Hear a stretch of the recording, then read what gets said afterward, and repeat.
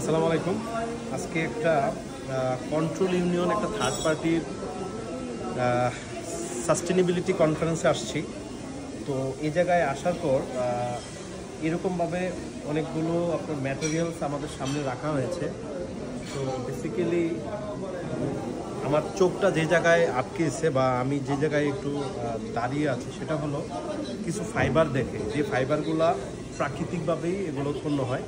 Like that এই আমার সামনে দেখতে পাচ্ছেন চারটা ফাইবার আছে। চারটা ফাইবারের মধ্যে যেটা ইন্টারেস্টিং বিষয় হচ্ছে সেটা হলো এটা হলো আপনার কলা গাছের যেই আমরা খাল বলি বা কলার যেই ডগা বলি, ওই কলার ইয়া থেকেই এই ফাইবারটাও উৎপন্ন হয়।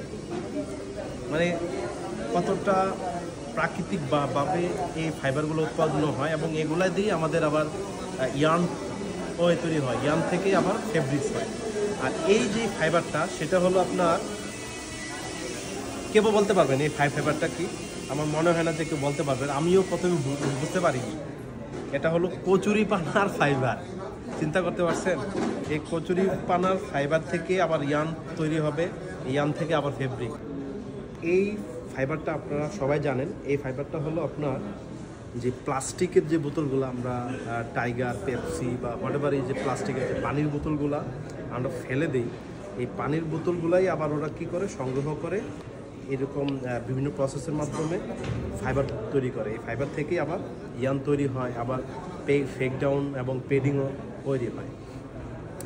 এই ফাইবারটা, এটা আমরা সবাই জানি, এটা ফাইবারটা হলো যে ভেড়ার যে পশম, এই ভেড়ার পশম দিয়ে এই ফাইবারটা তৈরি হয় এবং এটাতে ইয়ার্ন বলেন এবং ইয়ার্ন থেকে আবার সেই ফেব্রিক। খুবই ইন্টারেস্টিং বিষয়টা। এই যে এই ফাইবারটা, এইটা হলো ব্যানানা মানে কলা গাছের থেকে এই ফাইবারটা হয়। দেখেন অ্যাকচুয়াল র ম্যাটেরিয়াল হলো এটা, অ্যাকচুয়াল র ম্যাটেরিয়াল এটা থেকে হয় এটা। তারপর এটা থেকে ফেব্রিক্স হবে, ইয়ার্ন হবে, ইয়ার্ন থেকে ফেব্রিক্স হবে। দেখছেন সাস্টেনেবিলিটির কত গভীরে আমরা। এবং এটা হলো পাইনাপেলের ইয়ার্ন। পাইনাপেলের যে সোবরাটা, এই যে সোবরা যে ওটা বলে বা পাতাটা বলি, এই পাতা থেকেই এটা উৎপাদিত হয়।